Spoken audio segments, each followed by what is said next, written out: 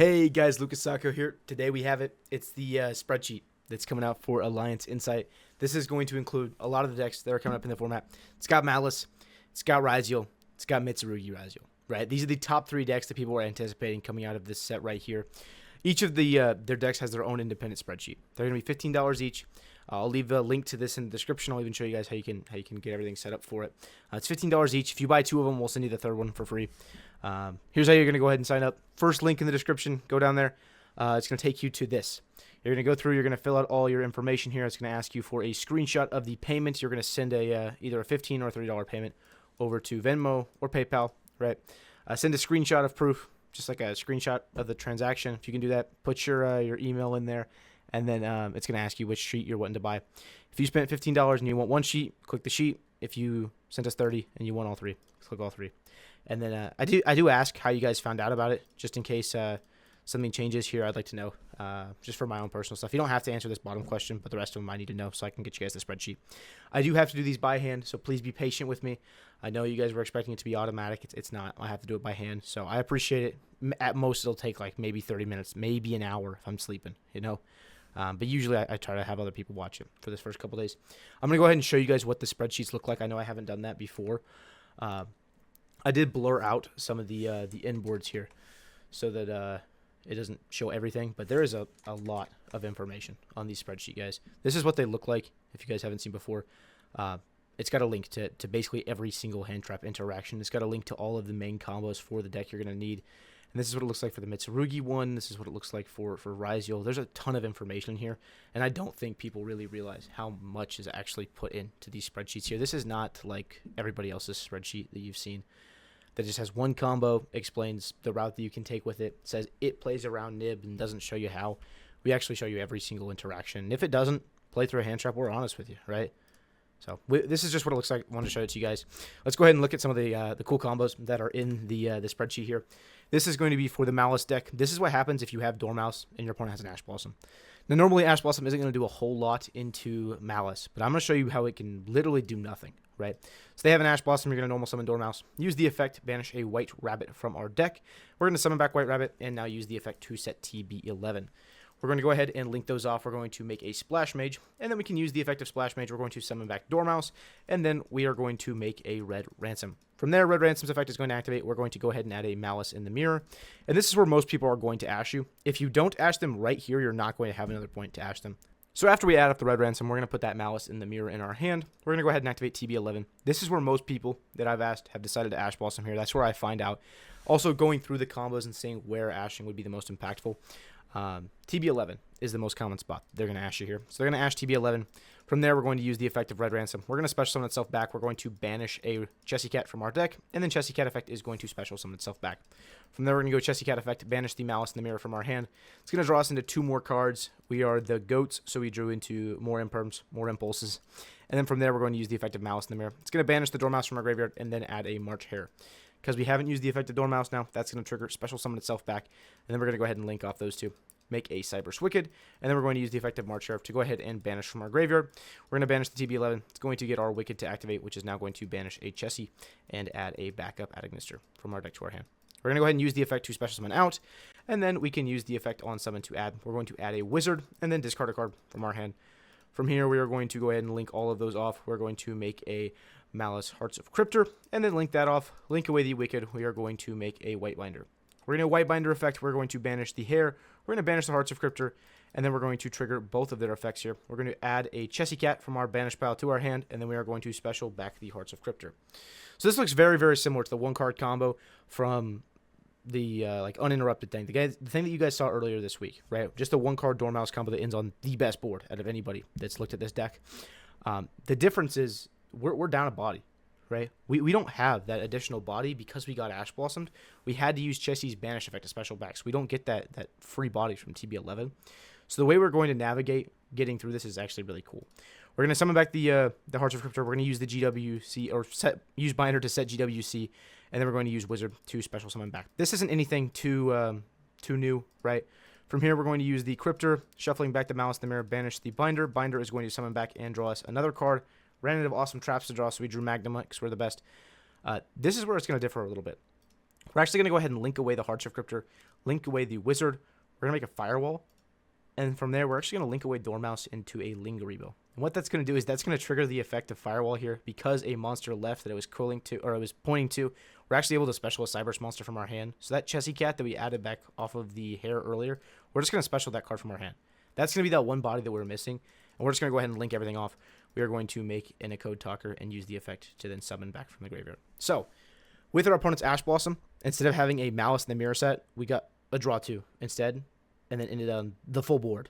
Literally the maximum board you can get. You have a Code Talker.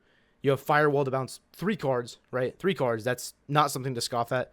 Not to mention, a lot of the time that you're using this bounce, you're going to be able to bounce something back to your hand that's really important for you and your follow-up. So you're going to be able to bounce back a wizard if that's what you're wanting to do. We also can bounce back hand traps if you have like a non-once per turn hand trap, like, I don't know, Droll or a Veiler or something like that, right? That you want to put back in your hand for some reason, you can definitely do that. You can also use this card to dodge Called by the Grave. So if you're playing a mirror and you want to Lancia them, you Lancia them, they Called by it, you can Firewall bounce it to your hand to dodge it. So it's a really cool interaction there.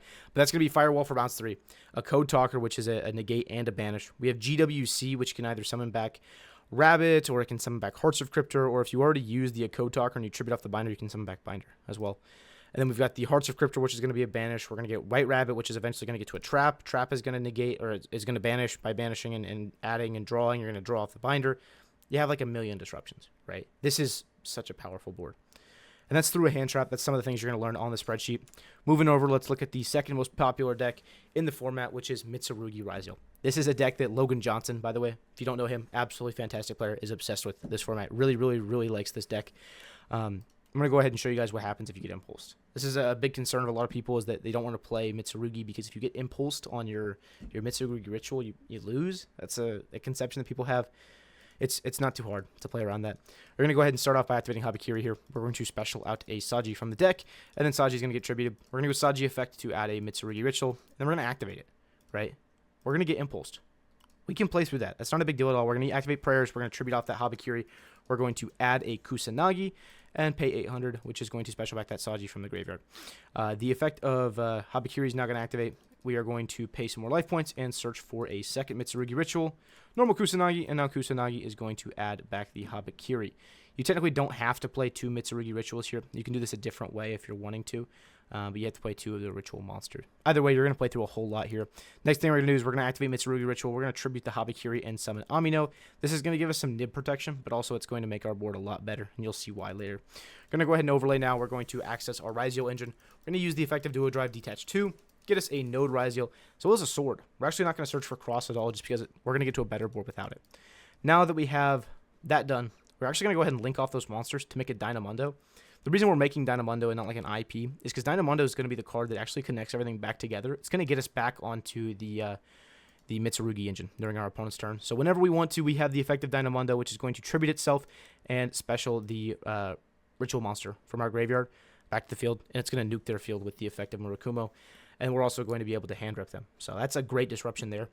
We're also going to special summon out Sword, use the effective Sword to now add X Ryzeal, and then we can special out X Ryzeal, sending a Twins.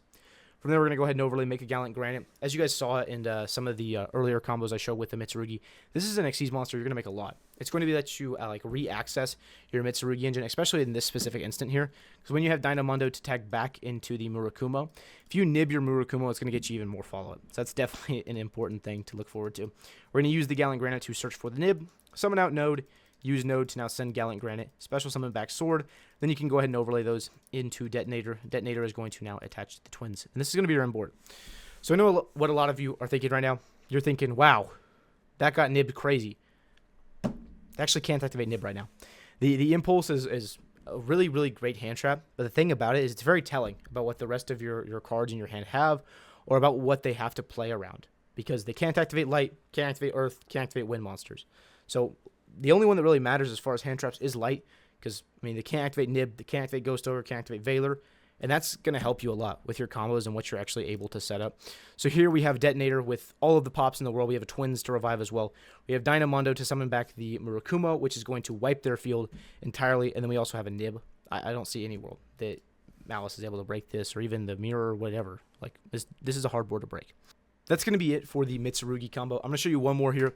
This is going to be a Ryzeal combo through Fuwalos. And really what this deck can do, They activate for Wallows. You have Call By in the hand. You're going to go. That's fine. You're going to keep that Call By. Why? Because that card's a disruption. You don't really care about this Wallows at all. We're going to give them a singular draw. 1. They activated Upstart Goblin and played into Talents and Thrust. That's really good for you. We're going to go ahead and special summon Nightlax Ryzeal. We are going to send a duo drive from our extra deck to the graveyard. Use that to add a Sword Ryzeal. And then we're going to special summon Sword Ryzeal. Use the effect to now add a Star Ryzeal.